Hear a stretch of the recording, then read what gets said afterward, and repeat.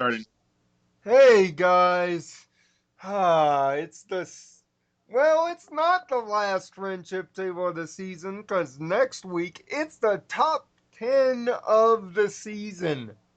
Which, God, that is going to be a You have business. no idea how much of a bitch that fucking list is gonna be. You have And no idea. and the Because there reason were literally so many good episodes this season that we literally would take until next year to talk about how good they were. and the reason why is because this season ender, boys. Damn. Do we Pretty really good. Do we really have to wait a year? Like, Yes, seriously? Cause yes, my two for the movie. my God, yikes! Cutie Remark. What can be said that? Oh my God, hasn't already been said. So, Aaron, your thoughts on this? Just wow. Well, it started off like usual with like either a season premiere or an ending. It starts off kind of lame. They sit there and predict that she's going to show up, right? And then she does. Oh boy, what do you know? Judas Priest. So already I'm rolling my eyes. No, But they outright then it showed her. gets They outright showed her in that first few moments. Wasted no time. right. But anyway, so it's like all right. So they're predicting she's about to show up. There we go. Anyway, it gets real fun and interesting though. We go to the time travel thing, and we get a pretty complex story about how she wants to start wrecking. So she once she knows how important that sonic rain boom is, she goes and she stops it from happening. And I think we probably could have guessed what would have happened. So I think it was really interesting in this episode to see how far she was willing to go to just screw everything up. She's got some serious pent up hatred in her, and it really showed. I also like um, her little explanation of how she set the spell up because we come back to this scenario several times. The setup for it was pretty elegant, and it was a lot of fun to watch. Just go back and forth. And my biggest disappointment, I guess, with these episodes, is they didn't delve too far into these alternate timelines. You see some of them, you just see glimpses of. Yeah, because Um, of time. that would have been. I was sitting there going, "Oh, we're gonna get to see exactly how King Sombra was." Well, you really didn't. Yeah, and they literally Yeah, stay but there for like five seconds, like and me, then move on to a different timeline. me and David were discussing that this should have been like a 3 or a 4 Yeah, because part they needed Oh, I have more no time to idea how to break explore that kind things of. like that. Most importantly, they needed more time to explore, to establish Starlight Glimmer's backstory better, uh, because her backstory did not have much context. It had enough to say it's satisfactory, but it did not have enough to actually fully Well, it satisfy was real you. quick. It was really Yeah, it quick. was It's like a quick. 2 minute scene where it's just like, oh, I had a friend, and then I didn't have a friend. It made me mad. And That then was my friend essentially went it. away to yeah, fucking different school, and then I got mad. The out of cutie marks did it. out of time, out of time. Gotta get to the end of this thing. Time, just like in every finale for this show, is the bug. But for what Yeah. they did in 40 minutes, it cannot be understated.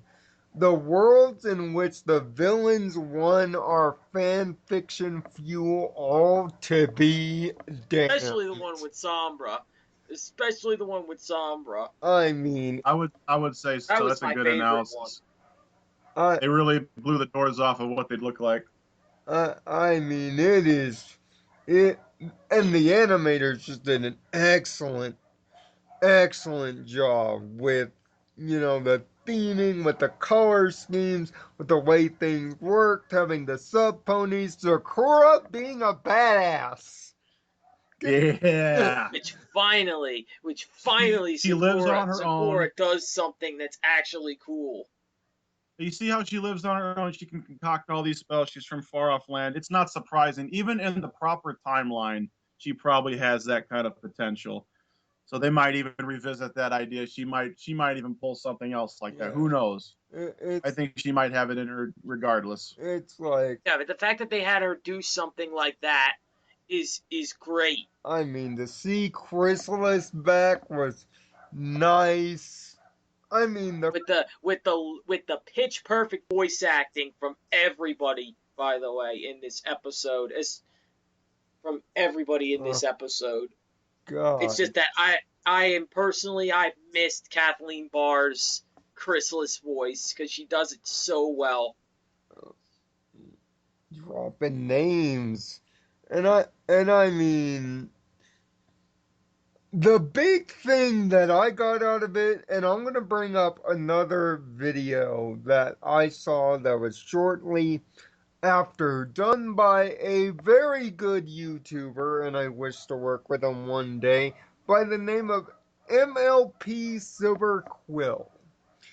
He mentioned in his reaction to it that he felt as if through all the sub character development and everything that had gone throughout the season, that once again he believes that the entire world kind of revolves around these six, and without them the world fails and falters. And he makes a case that it's based on ego. And me and David got into a long discussion about this No, video. that's preposterous. That's preposterous. It's not. Ego has nothing to do with it. Ego is them running off and saying, "Oh, the world can handle it without the world can defend itself. We don't need to do anything."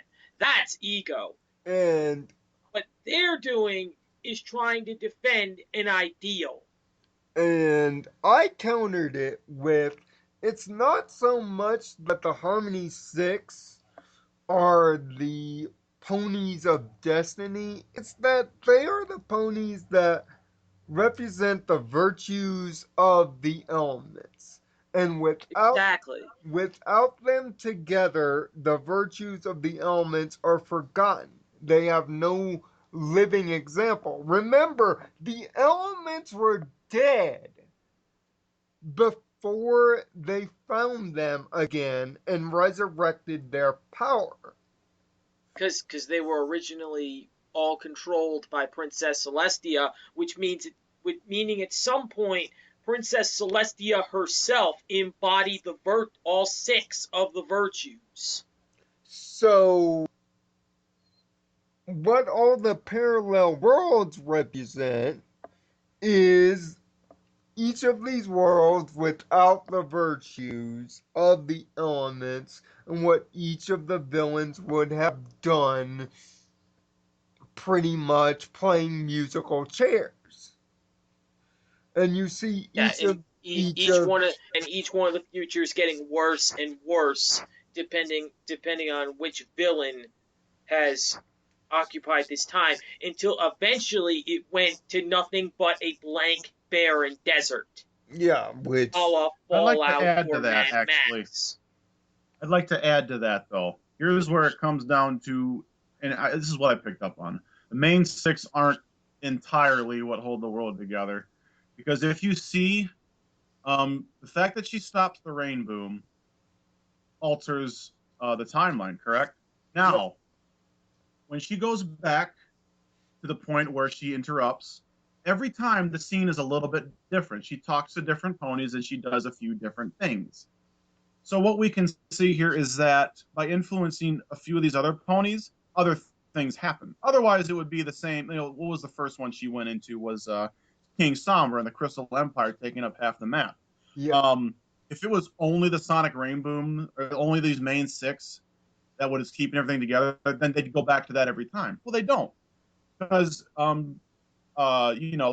she goes and she interferes with the timeline several different ways in subtle ways, but still it makes it, that's where the impact comes from. That's why you see it slightly different. Because every pony, it's a subtle context of every pony's part is important. So I don't really see I don't think that it's actually saying that, oh yeah, these main six are what keep everything together. They're just an important part because they have special talents, and that's why they're given more responsibilities. That's why Twilight Sparkle's the princess of friendship. She has a special talent for it. So Plus, the elements picked them to be the physical right, the representations elements of do pick each of them. the They're a little. virtues. It's kind of like the difference between, you know, an angel and God, right? You know, hey, they're very important, both of them. You need angels, you need the guy, you know, if you're religious, but or you know, it's like yeah, you need But you everybody. need God Everybody to has be their the small part to example. play. Huh? You need angels. You need angels to spread the virtue of God, but you need Right. God to be the Yeah. example. There's or someone like a follower is that you know, let's not try to get into too much of religion, but you know that sort of kind of thing. There is kind of a hierarchy. You need everybody, but there are some people doing a little bit more because of their talents. So that's what I think. There's nothing. There's nothing in these episodes telling me that everything is based around these six ponies, and they're the only things that somebody No, else could, me, you no, know, us neither. get interfered There was with, and it really would nothing, affect something. and definitely nothing based on arrogance. Arrogance has nothing to do with this. They're not arrogant. Sometimes Yeah, they're, arrogance has Uh, nothing to do with but this. not at their heart, not at their character. yeah. And the fact that for the first time practically ever, let's be honest, the villain won. Yeah, you got Hero's ending, but the Multiple villain times, if you count all the was. times that she actually stopped Twilight, she won multiple times over. I mean, start Oh, I see what you're saying. Yeah. which which ultimately we have to get to the big, I guess, stallion in the room, and that's the redemption. A lot of the fandom is mixed about it. I like it. I And thought it was fine, let me Yeah, I even don't though it know. could have used more context to Starlight's backstory. and Like let her redemption is like, what else are you gonna do? Have her stay evil? yeah, According to the episode, if she would have decided to do that, they would have been there forever.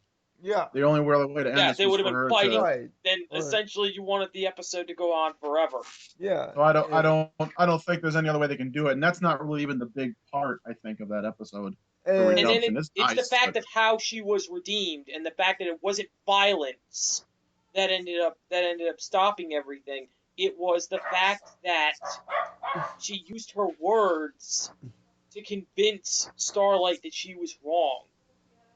yeah, right. which Twilight is always good at that.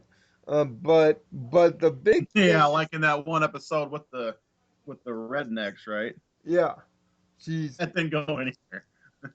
She um, was not Yeah, on only par there it that shouldn't time. have been Twilight, but still. but I think what this episode's ending does is it connects with the overall theme of the season.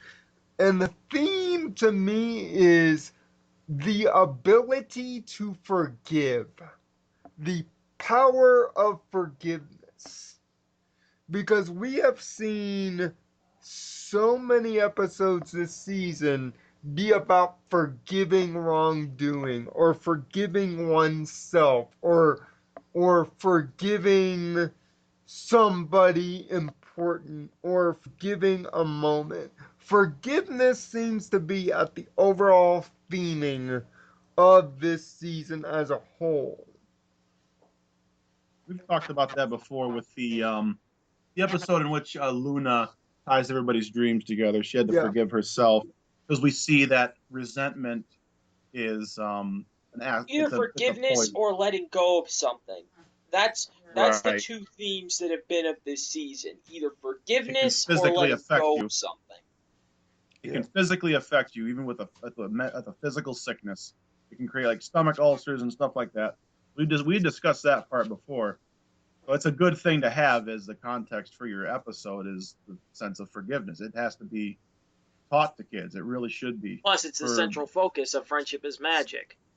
Plus, it would Yep. go if it didn't have forgiveness, it would go against what Friendship is Magic is standing for. Yeah, Mhm. so I'm not really against the ending at all, really.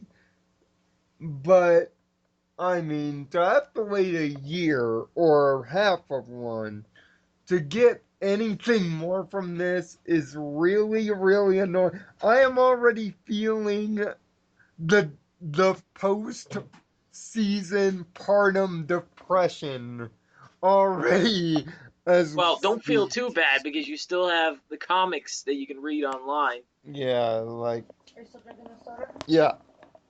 But now it's time to score this sucker. Now I gave it a perfect 6. So starting with you, Aaron, where do you score this episode in I'll give it a terms of 6. scale? There's no reason not to. In fact, I want to discuss my favorite part. Um, it's when they were in the timeline in which Luna, where Princess or what, Yeah, Midnight Nightmare Moon. Moon, Yeah. Nightmare Moon. That was my favorite part. I absolutely, because here's the thing, it's never even like discussed that Nightmare Moon is evil per se. The only thing she wanted was eternal night. That's about it. And I Yeah. love how they went and punctuated her character with this because we've never really seen her But she in does that try to place of enslave power Twilight and Spike. with no what's that? She What? she Does ju- try to enslave Twilight and Spike. Well, sort of, yeah. But anyways, she's not like horribly malicious. She just wants people. She's not going to destroy the place like King Somber and Tyrek. She's just the other thing is I love how Rarity is like in charge of the castle and they give But she wants tours. to rule over them with fear. That's the thing. Right. It's It's fear and just control, making which them is submit in and some that's it. ways As long as they worse. submit, she doesn't have to hurt anybody. I think Tyrek is a guy who But just it wants to but it's a destroy everything. form of intimidation. It's a form of Right. control. But so I love to see that how she's just, hey, I'm in my power and I just got people working. I just love how Rarity though is like the castle, she's just in charge of everything. She's just like it almost looks like she's not in like torment. You know what I mean? She's Yeah, just like, okay, and you work for me. not torment, but I submissive. love the Completely everybody is completely submissive, right. essentially. and So Everything Rainbow is Dash instead controlled of by doing fear. and Rainbow right Dash with instead of that just buzz cut. Yeah, which is the ugliest hairstyle I've ever seen in the show so far. anyway, but I liked how much time they spent there and looking. You looked around and see her world. It was actually kind of nice. It's just like, hey, they never said she was someone like malicious or someone who would want to actually hurt people. I don't think we've really seen her really hurt somebody. Maybe Celestia, she captured her apparently at one point in the first episode. But I don't know. It just seemed like she was just so happy that hey, I got my night, my eternal night, and Yeah, but you stop I just thinking think that it when she says, like, oh, you've questioned me, you die, essentially. Then you when stop she said thinking that and be like, okay, she's a total psychopath. she never threatened anybody to kill them. Yeah, but she I would. just think she seems She more threatened anyway. That's Spike. that was my favorite part I because she's mean, not out to just kill every pony. She wants them all alive to bask in her beautiful night. And yeah. that's kind of what they represented. She's not out to just kill everybody. So that was cool. Yeah, But so yeah, I love the episode. Yeah, but It's there's still no friendship there. Like I said, it's a there's no friendship, thing that's for created sure. by intimidation and control. No friendship, Yeah, no harmony. but she yeah, does separate herself from the others by not just destroying everything. That's what I liked about where they took that Yeah, timeline. but going to my score again. How can I not give this a perfect 6?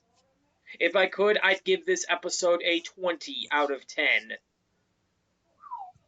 If if I could. I yeah. loved it. I loved it that much. There were so many creative ideas that went into this episode. They took genuine time with the amount of time that they were given. The pacing was great. I mean, It, Josh Haver, home run, my boy, home run. yeah, home run. Like I said, my favorite part in it was probably the return of Chrysalis because we barely ever see her do anything aside from the comics. Yeah. And so that was Oh, nice to see hopefully, Chrysalis come back. hopefully she will make a return when a certain love princess is born and shit can happen there. Well, she feeds off emotion. They feed off emotions, and love is the strongest emotion. So, yeah, Oh, wouldn't it's like, surprise me if she did. She tried to evoke a kidnapping or something like that just to feed off the love energy that she gives off. yeah, you know. But next week, when we meet back here, it's the top 10 of the season. We're going to take 26 great episodes and we're going to decide 10 of them that stand as the best of the best Oh boy. as the new reigning champion of my favorite season ever. Now has to find a champion within itself. And we're even bringing in Slash Arbiter, meaning it's going to be all four of us next week as we close this thing out for season 5. Announcement Special all occasion. announcement already. Season 6 will be known on this show as Harmony Kingdom, and the friendship table will be making a return when season 6 gets underway. So, just to assure all of you guys that love the table or view the table, it is coming back next year under the label of New 26 Harmony Kingdom, which will be the season 6 playlist. But until the top 10 of next week, I am Nirvana Sparkle. Find peace in your own I am Nirvana. Dragonheart. Or have a heart to think positively. Bye bye for now. I'm Choir Boy. Have a good day. Yeah, and we'll see you next week.